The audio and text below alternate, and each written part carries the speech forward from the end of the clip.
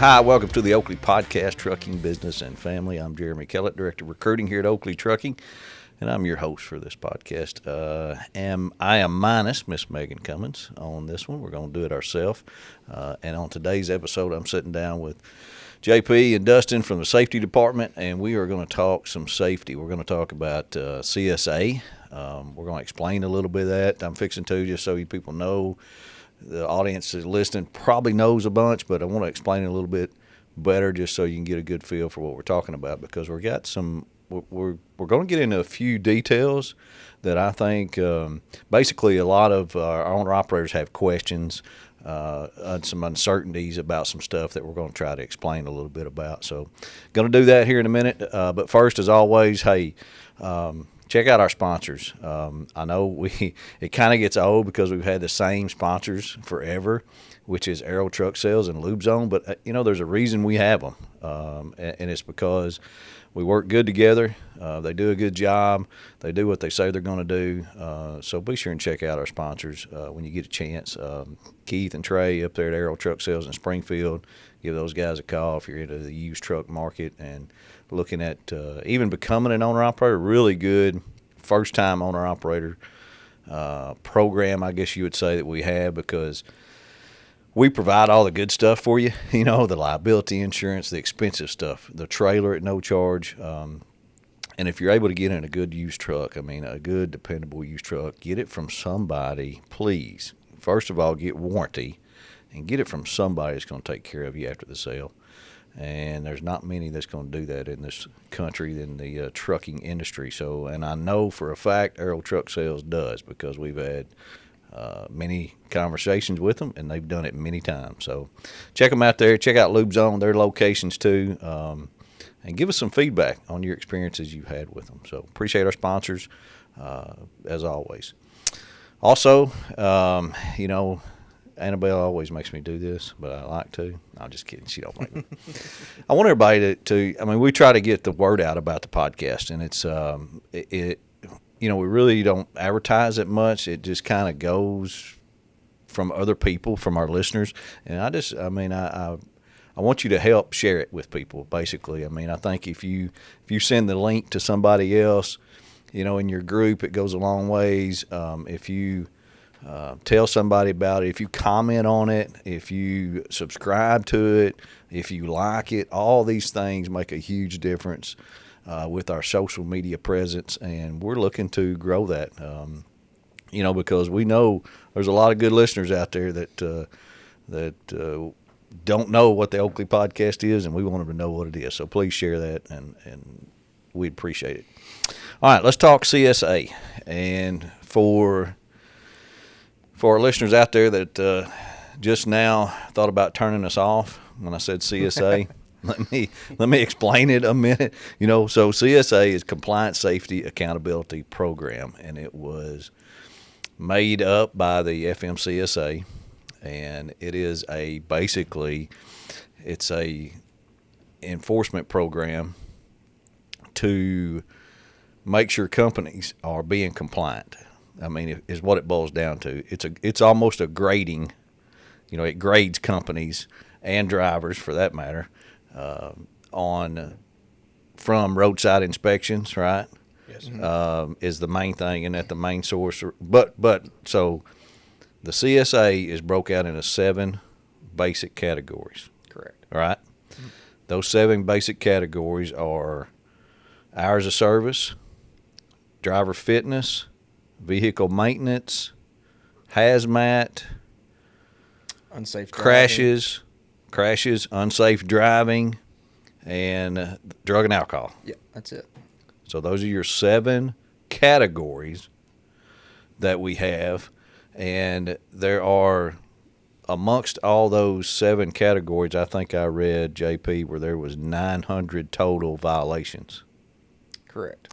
So that's a lot of violations that can be done. But I guess you can explain if you want to, JP, the overall picture of the CSA. Sure. And how we use it, if you want to start there. Yeah, so, CSA, it stems from your roadside inspections. DOT officer pulls you over, says, "I'm going to do an inspection on you." That's where CSA comes from. You got all kinds of different levels of inspections, from a level 1 where you do a full inspection to all the way up to like a level 7. But your most common ones are going to be a level 1 inspection where they're looking at basically everything, all over the truck, trailer, the driver, the logs, and then you got level 3, which is driver only, which would be like looking at driver specific things like hour of service violations or where they speed and that kind of thing. And whenever a owner operator or driver out there receives a roadside violation from DOT, depending on what the violation is, goes into what you were just referring to, those basics, and it affects our basic scores. So, for example, if a driver gets pulled over for speeding, that's going to affect our unsafe basic, and that basic is determined off of a metric that honestly is out of my scheme to understand how they calculate it, but basically what they do is they take the amount of violations you've received. This is the company. Correct. Yes. Yeah. The company. Oakley Trucking. Oakley Trucking. They take Yeah. all the violations we've had as a company. Correct. And they calculate it saying you've had this many inspections, you've had this many violations in the unsafe category. This is what your percentile is in your unsafe basic, and that's how they kind of determine your metrics. So let's explain that. You can go on. You can look up the CSA and find out all the details for sure. Mm-hmm. Honestly, I don't know all the details, but I do know we're put in a category because of the number of trucks that run under our DOT number. Mm-hmm. So we're put in a category, and in that category, there's so many inspections done. Then you're gonna. That's kind of how they call it the SMS Right. methodology. They do. And it's, the fleet count, regions you run, how many inspections you receive a year, also puts you in a certain tier group. And you explained it well earlier, Jeremy. Whenever you have more violations within that tier group, they see you as more at risk in those certain areas. So that they let the program and the roadside inspections on the owner operators or the drivers that are receiving them determine the carriers they need to really put their focus on and audit. So once you start reaching certain what they call thresholds, Yeah. percentages where they say, okay, Oakley is very similar to these other carriers, but Oakley is elevated in this area over threshold based on the violations that they've received on roadside. So maybe, and what DOT thinks, maybe we need to focus and check what kind of practices they're doing and make sure that they're operating safely and doing the proper steps that they need to. So we go over a threshold, let's say in vehicle maintenance. It's one of the 7 basics, and the threshold is, what is the threshold? 80%, 70, whatever it is. The actual threshold number. Our numbers based on the inspections we've received, our owner operators based on the inspections and violations they received over a given month, over a given period of time. Usually a month. It changes every month, I'm assuming, or every day. I don't know, but Yeah, it's once a month. It updates. once a month. Yeah. Once a month it updates. Then we get all these violations and we creep up over the vehicle maintenance threshold. You're telling me that alerts the DOT for, hey, there's an Oakley guy coming through the weigh station. Let's pull him in and check his vehicle maintenance because I'm showing Oakley's over the threshold, so they must be having some problems. Correct. Okay. Yep. And, Exactly. that's the DOT specific focus, but you also have to think that our basic scores are public. We have to have a certain login to actually pinpoint which violation it was, driver information, and roadside inspection number. But as far as just an overall overview of Oakley, that's public information. So besides just DOT, and they use the program to determine who they're going to come in and maybe do a soft audit or, see if they need to make any intervention. Also, customers have access to that data. So if you're putting in for a certain lane, they may look at different carriers in comparison. They want to make sure that their freight that we're hauling for them gets there timely and safely. And if we're over certain areas, it may, interfere with the contract. And then also, we go through a pretty intensive audit every year for our liability insurance, and that's one metric that they use. So whenever they come on site and we go through all of our, safety material and our best practices, CSA is something that they bring up and monitor on a regular basis. So the main purpose of the program originally, I believe, was just DOT specific. What are our roadside inspections look like? What are the violations? What are carriers are having problems? Let's intervene. But it's since kind of broadened to a lot of other, people that are involved in the trucking industry looking at the data and utilizing it. It's got to where you're exactly right. It has broadened, and just like you said, with the customers looking at it, when that became available, that really got the attention of a lot of carriers. Mm-hmm. Because the customers they use it. Oh yeah. Yeah. I mean, we hear about it all the time, right? I mean, Yeah, and I hate to say it, and this only happened once, fortunately for us, so this isn't too bad. But there was several years ago when we actually did have a customer reject us due to our unsafe being high. yeah. And now we're nowhere near the threshold or unsafe. It's great, but yeah, that just goes to show you a customer wouldn't let us haul their loads because it had gotten so high at one point. And it's hard enough to get these loads anyway. Oh yeah.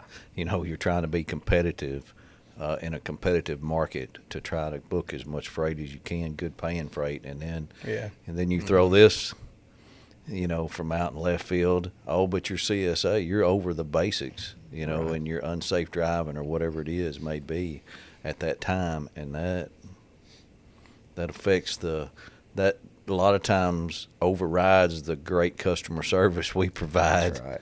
Yeah. But you may not be a quality carrier. You may have some issues, Right. and that's I think what our owner operators specifically need to hear out of that is that happens. Yes. That's not a myth. That's not a mystery. That actually happens. Mm-hmm.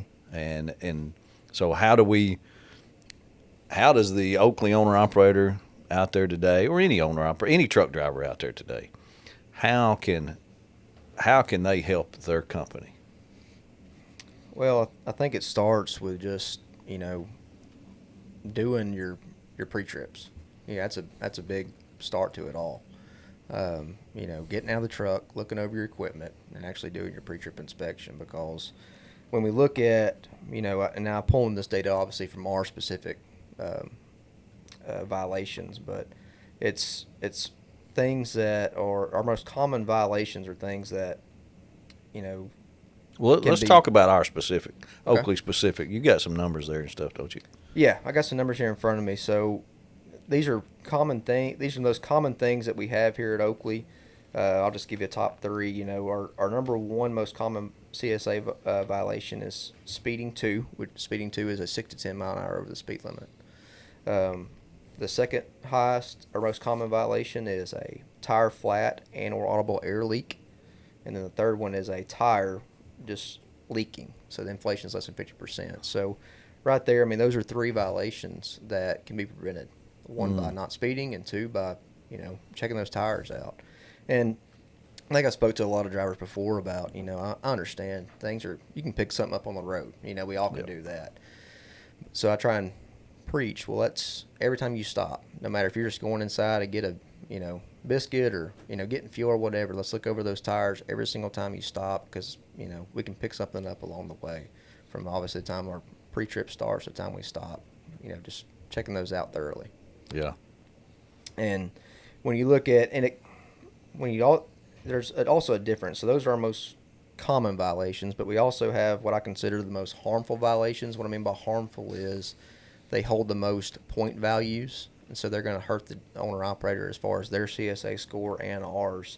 And the ones that hold the most points is number 1, the tire flat and or audible air leak, which kind of matches up the most common, speeding 2, and then also tires leaking. So you look at our 3 most common are also our 3 most harmful as far as holding the highest Points. values. Yeah, Point correct. value. Yep.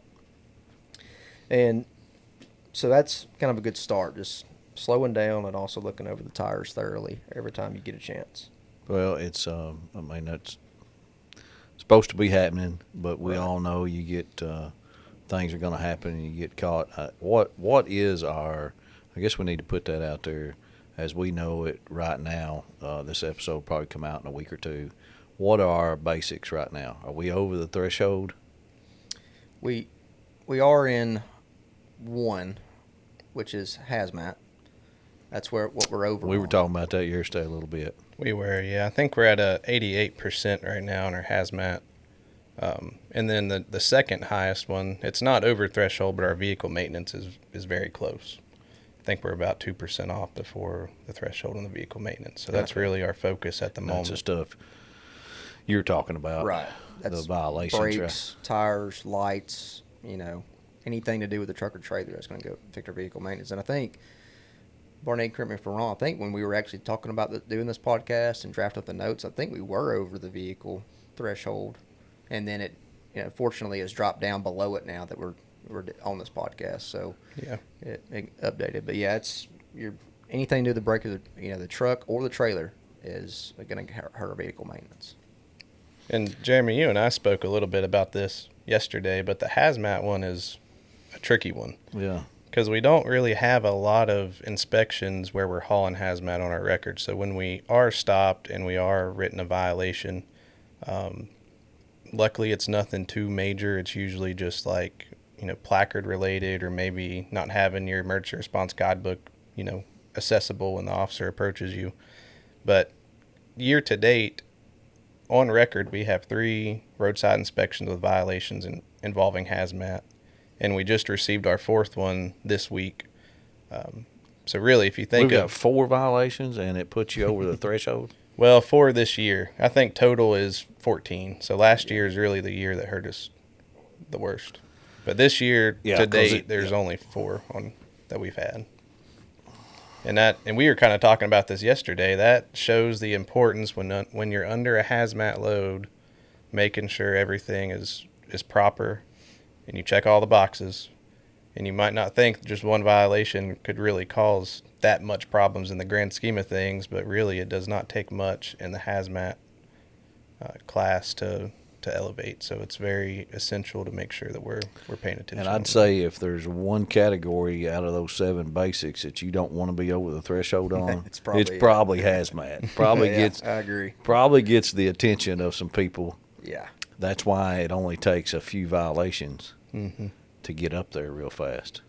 Yeah, and we need those loads too. We mentioned earlier, if a customer's looking at those scores, a lot of ammonium nitrate we haul. We use a lot of ammonium nitrate loads in the spring. It rolls around to keep guys busy, and you really don't want a customer to look at that score and see that. So we need to work on getting that down.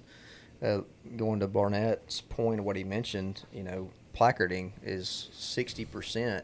It's actually, I think it's like 68% of those violations. So even just focusing on our placarding and doing that right is going to help reduce that CSA score. Placard flew off, not placard in a load for whatever reason. Having, not necessarily, it could be a violation having the wrong placard on there, but more so it's what you just said, just placards flying off. And nothing draws the attention of a DOT officer more than when you're going across the scale and everything looks good and there's a placard missing off the rear of the trailer or the side of the trailer. So that whenever they see placards, they tend to pay attention a little bit more, and that's just another reason for them to pull you around. And we kind of discussed this a year ago because we also had placard was our number 1. And I think just talking with the customer whenever you're getting that bill of lading information, it's a hazmat load, maybe ask for a few extra placards, because the worst thing that can happen is you stop to get fuel, you notice the placard's missing, you don't have any extra. You can't just go into the truck stop and ask for the kind of placards that we need. They're pretty... Yeah. It's like a niche market, so it's not very something scarce. You can just find over the road. It's something that needs to be, maybe here or at a customer where that's really the only places you're going to be able to get them. So there were times where that's happened where a driver noticed he's missing a placard, and then we had to look in the area and figure out who was near him. Maybe they had a spare placard, or who's loading out of that same location. You might have to wait 6 hours, but he's going to bring you an extra one. It causes a lot of problems just to try to prevent a future violation. Yeah. So it's a good practice to keep a stockpile. Even if you don't use it that time, keep a little stack. You never know when your next load's going to be that you're going to need a placard. Do we have them here? We do. We do. We do. We have them here. Are they in the driver's lounge, We put any out there? No, I don't think we do. We got them stored here in the office. Okay, so if they need...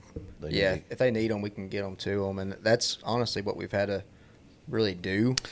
Because, like Barnett just said, I can't think of a time where we found a placard that we needed over the road. I literally can't think of a single time. So we've had to usually, when that happens, shut the driver down if they're missing a placard, and then usually find someone on that same load to meet up with some more placards to give to the driver. And not to defend anybody, but we don't do a whole lot of hazmat, Right. and and then when you start doing it, you have a week where you got a bunch of hazmat loads. Mm-hmm. Yeah.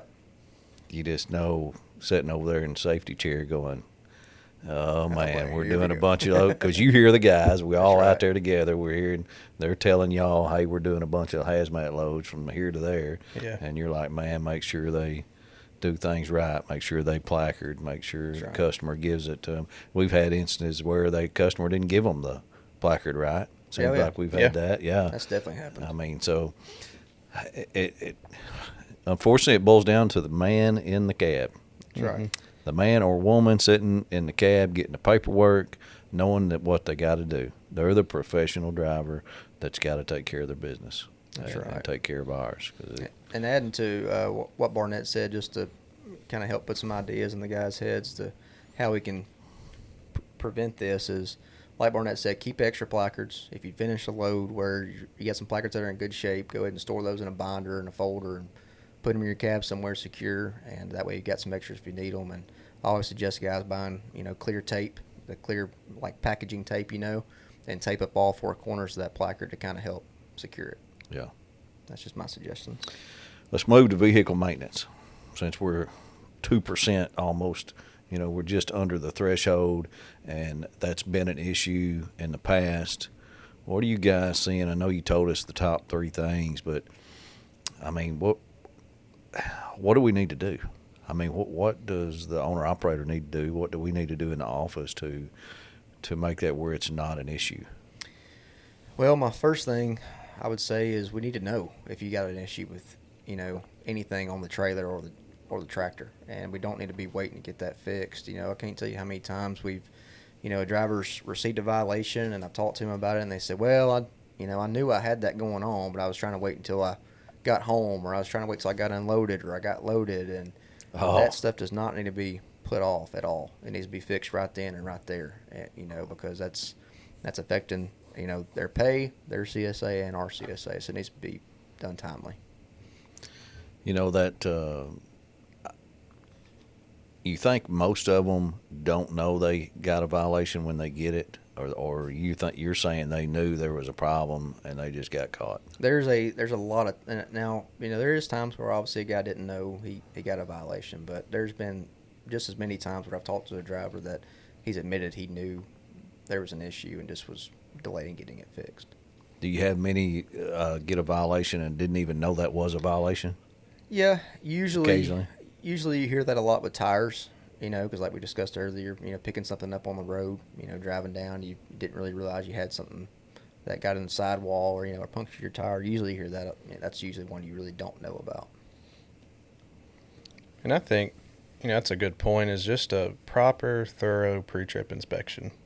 And, over the years you see, and not necessarily talking about Oakley owner-operators, but you go to a truck stop in the mornings and you just watch over the parking lot. You'll see the lights come on and you'll see them take off. And that just shows, and dependent on like weather conditions too, if it's, snowing outside and it's cold, I don't want to get down there and inspect my brakes or adjust my brakes. And I think that has a big part in actually just doing a thorough pre-trip every single morning like you log it. I think will help a lot on cutting down on a lot of these violations that DOT is finding, because that's what they're doing when they're inspecting the equipment. They're getting down on the ground, they're crawling underneath the trailer. DOT's doing all of it. I think there needs to be some more. You got to want to find it as bad as they do. That's right. You do. If you want to find it as bad as they do every morning, then you probably won't have any problems. That's right. And we get a lot of brake violations, brake being out of adjustment.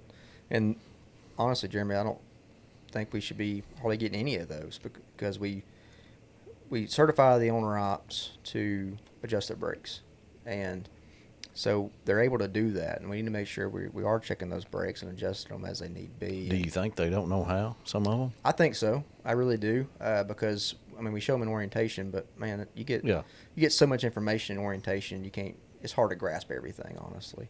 So, if you're listening and you're not sure how to adjust those brakes, next time you're here in the office, or even if you're down at reserve, you can see Wade or any of the mechanics down there. But if you're in the office, come see us, and we'll be happy to refresh you on adjusting those, because we want you to know what to look for and how to do it if you don't know how, because it's an easy fix. Because with technology, too, there's some scales where they have heat sensors. So it's not necessarily like a luck of a draw where an officer is just inspecting all of your brakes and he finds the one that's out of adjustment. You're actually driving through heat sensors, and if there's no heat registering from the drum, well, then there's no friction. The shoe's not applying to the drum Really? of the brake. So whenever, hopefully no one's been targeted this way, but if you ever had that happen, they'll pull you around, they'll go directly to the source. They won't even look at the other brakes because they know by what the sensors told them that there's not any heat being Man, where'd shown. you find that information out of? That's pretty good detective work. there. Well, it's not all states. I think there's just one out there that has that technology. Well, we need to know which one. Yeah, That's right. I'll have I to need to look find that out. up. I think I'd just be guessing if I tossed out. Oh, but okay. I have one in mind, but I'd have to confirm. But there is one state out there that has it. And my thought, though, if one has it and it's successful, Yeah. it's just a matter of time until a lot more states start installing those on the scales to try to target Yeah. brakes. Use technology. Yeah. And I don't want to spend too much time on brakes. I know we got a lot to talk about, but I want to add this. I think this is important to know. Typically, what I see when you do receive a brake out of adjustment violation, you actually end up getting a second violation, because what they'll do is they'll say, okay, your brake's out of adjustment, but also your slack adjuster is not working to adjust that brake, and so they'll write you actually for brake out of adjustment and the malfunctioning slack adjuster too. That's very, very common to see when you get a brake violation. So you're kind of getting double whammied there. Yeah. Them and us. Yep, for sure. We want to go into that. Is that part of the deal of points and what it costs and that kind of stuff? You want to go that way? Yeah, there was two things that I really wanted to talk about today on CSA to kind of help the owner-operators. First of all, I want to start with, where CSA points come from. I talked to you about this other day, Jeremy, and this is like an everyday thing. It's a very common occurrence that I see an owner-operator or even drivers out there in general get confused on where their CSA points come from. The majority think that CSA points come from a citation, and they don't. Now citations can assess points to your license, obviously, and if you accrue enough, you can get it revoked. But citations, you get them, you can either fight them or pay them, and they go on your license. So if someone will run your motor vehicle report, they see that, but it doesn't affect your CSA. It does not. It does not. Correct. The only time you get CSA points is if you are written a roadside violation on a roadside inspection. And what's happening is the DOT officer typically saying, well, I'm not giving you a citation, I'm just giving you a warning. But they'll hand the driver that roadside inspection, and it's got violations listed on there. And that's not, I guess in a way it is a warning because it's not a citation, but it's a roadside violation, and you're accruing CSA points because they wrote that violation on that roadside inspection. All right, so let me back up a second. So he's going down the road, he gets pulled over for speeding, and he gets a speeding ticket by a state trooper. And he gives him a ticket. He calls us, hey, I got a speeding ticket. He pays it, goes on his record. That does not show up on his PSP, on his... The only way it would is if he also wrote a inspection with it, because that can happen. They can give you a ticket citation, and they can also do a roadside inspection too and record it on there. At the same time. At the same time. So he would have to either do an actual roadside inspection or say that he did, I guess. Yes, correct. Yeah, and but usually, those instances where you see that, it's not necessarily like the state trooper, because they're all certified to issue roadside inspections. So whenever you see a state trooper pull you over, if they are citing you for it, they're also writing it up on an inspection form. To JP's point, sometimes you'll go through some of these smaller towns. Maybe it's a city officer. Maybe he's not certified to do inspections, so he just writes you a citation. It's a little municipal citation going to that courthouse in that city. Right. That where he doesn't really write up a roadside inspection and does an inspection, look at the driver's logs, or goes through all those steps. those are the times where we see where, yeah, there was a fine, but there's no CSA points. Yeah, it doesn't show up anywhere. Yeah. Correct. Yeah, and the roadside inspections go to what you mentioned earlier, Jeremy, the PSP, and that PSP is where you're going to see all the drivers' roadside inspections for the previous 3 years and any violations that they accrued on that. And as you also mentioned earlier, that not only affects the driver's CSA score, but it also affects Oakley and our thresholds. Yes, and the PSP for people, you all have one. If you're driving a truck, you've got one, and you hope there's nothing on it. But you can actually go see what that is if you go to the website. I can't remember now the name of the website. We use it every day out here. Screening program. Anyway, you can search for it. Search for PSP on the internet. Is it pre-employment screening program? It may be something like that. I can't remember. Yeah, I think that might be what it is. And you can pull up your own PSP, and you can see all your roadside inspections and violations in the last 3 years. We do this at the truck shows for free. I have been doing it for years, and always shocking people. Hey, let me run your PSP for you. It costs $10, and we do it for them for free. But it tells their history of roadside inspections, and I can't tell you how many times that we've showed a guy his and he looks at it, and I said, well, man, it looks like you got a violation right here. And he said, no, that was just a warning. Right. Yep, we hear that all the time. That was just a warning. I didn't get a violation. Yeah. Everyday Yeah, you did. occurrence. Because it was a roadside inspection, and he wrote you up whether he's and I don't know, are the DOT officers confused on that? It's a good chance, I I think think. it's the way that they're informing them whenever they go up and issue them the roadside violation. I think by saying it's a warning, it kind of, tempers might be a little high. You don't want to get a ticket. You don't want to get a citation. You don't want it to affect your driving career. So, of course, it matters. So I think it's just how it's worded. They may come up and say, hey, don't worry, I'm not writing you a citation. I'm just giving you a warning, kind of playing it down. In reality, it actually has just as much impact as if he were to write you a citation, because it is tying to your PSP and your CSA. And then it's also, the carrier that you're running for, or operating for, it's affecting them as well. So that I think it's just how they word it. I know this, our listeners out there, I know this can be all confusing, Look, Annabelle's confused over there. PSP, CSA. She's taking a lot of notes. All though. this stuff, Yeah. It can be confusing, but just to clarify, I mean, we're talking about it here with Dustin Barnett, Jeremy Paul, the safety department at Oakley. We're trying to help you. We're trying to help you understand from a company's perspective of how it affects not only you on your roadside inspection, but how it affects a company, how it affects us getting freight as a company, because the public can look at it and see it, what a company looks like. But more than anything, the actions that you take every day out there driving a truck makes a difference. Yeah, it matters. It matters. It matters so much. And the majority of Oakley owner-operators are great and have zero violations, right? They do, and that's a good point I wanted to bring up. We kind of jumped right in on all the violations we've received, which is, the purpose of the podcast. But on record, we have 1,141 roadside inspections total currently. This year, or over the 2-year period. 2 years. So you take that, then you filter it out on how many of those those roadside inspections we receive violations for, and there's 368 of those.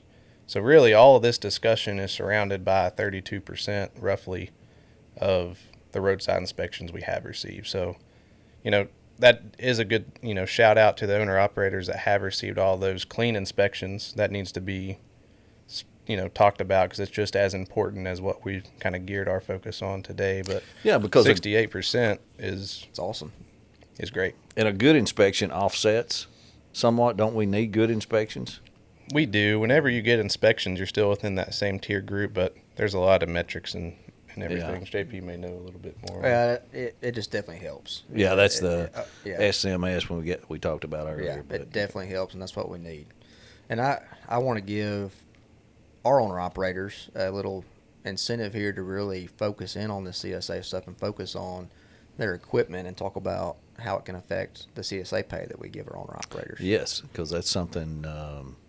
Well, you go ahead. Go ahead and explain it. Sure. So, when you hire on with Oakley, we're starting you out at 0 CSA points with us, no matter what you've got previously. So we're going to pay you 25 cents a mile for having that clean CSA score. All miles. All miles. Yeah, that's a good point. All miles. So let's say you run 100,000 miles a year. At 25 cents a mile for 100,000 miles, you're going to make, over a 3-year period, $75,000 just in CSA pay. And the reason why I'm saying 3 years is because when you get a violation, that stays on your record for 3 years.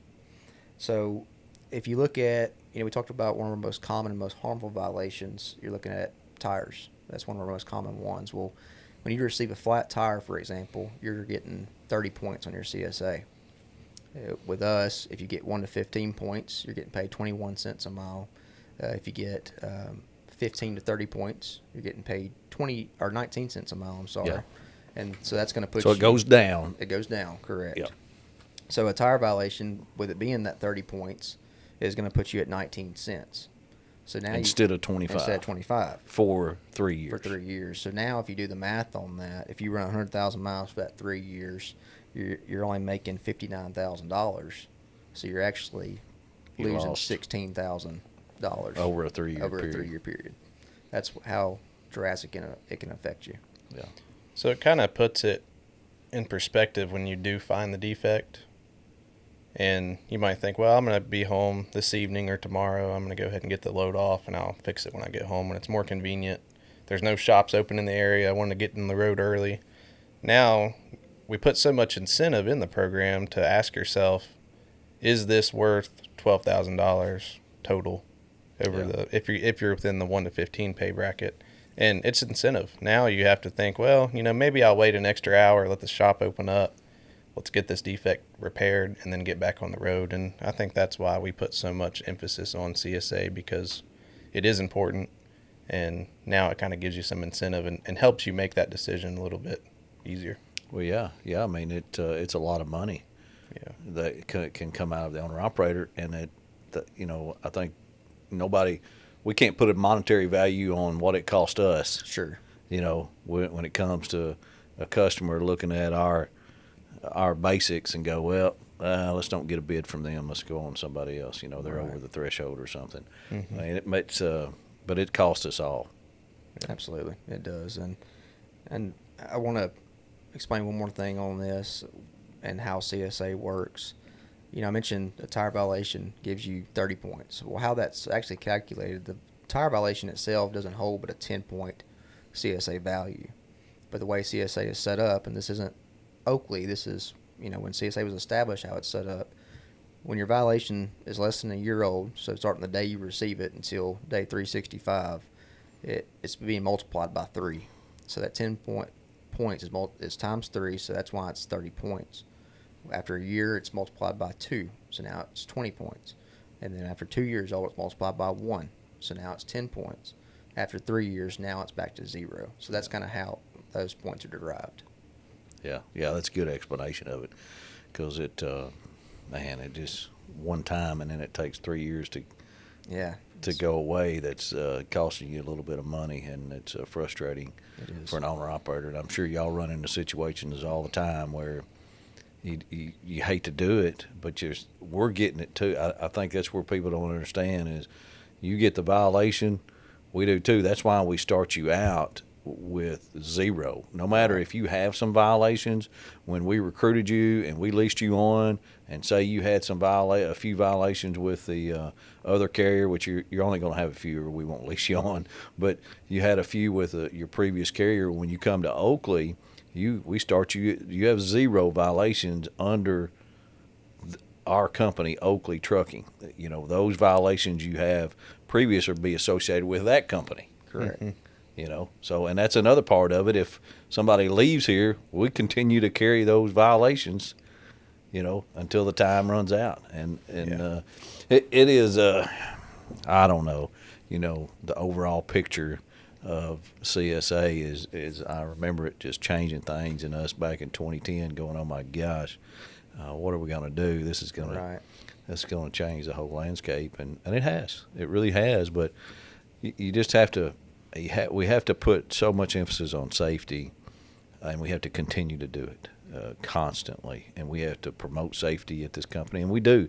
And I think we do a great job. I mean, we've got a fantastic safety department that is on top of things. I mean, you guys, Roger, Ashley, Frazier, Joey. I mean, everybody is on their game, and it takes a group to make it make it run right. And of course, we can only do so much in here. That's right. Mm-hmm. It's the owner operators going down the road, ain't it, Barnett? Yes, sir. I mean, yeah, and their actions, we're responsible for as well. So that's why, it's a collective. Yep. We all have a job to do. We want to make sure we do it safely, and their actions are reflected on us as well. It's a team effort. I always say it's your tractor pulling our trailer. That's right.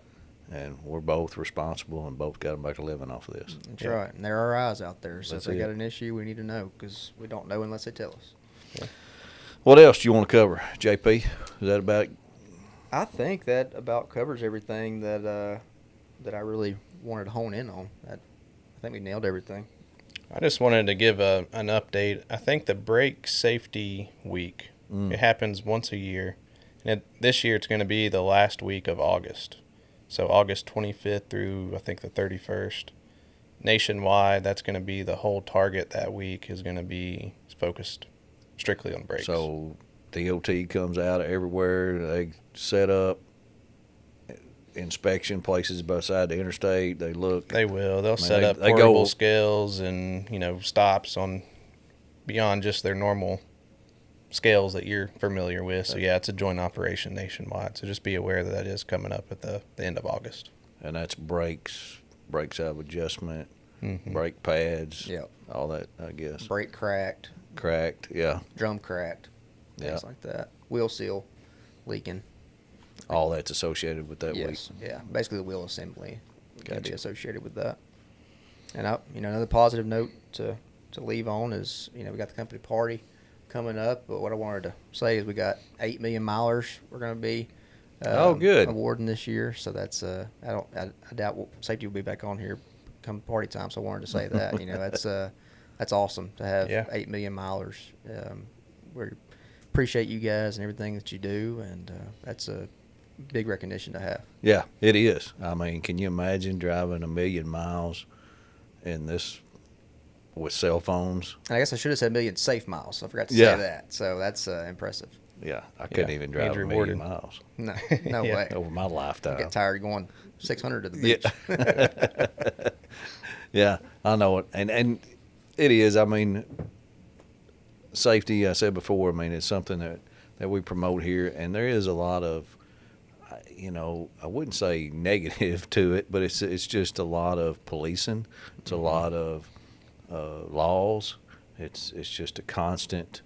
You got to be on your game. That's right. All the time. And I mean, just think about an owner operator out there that gets up every morning in a different place, and whether it's safe or not, and he's got to before he hits the road, he's got to make sure his stuff's right.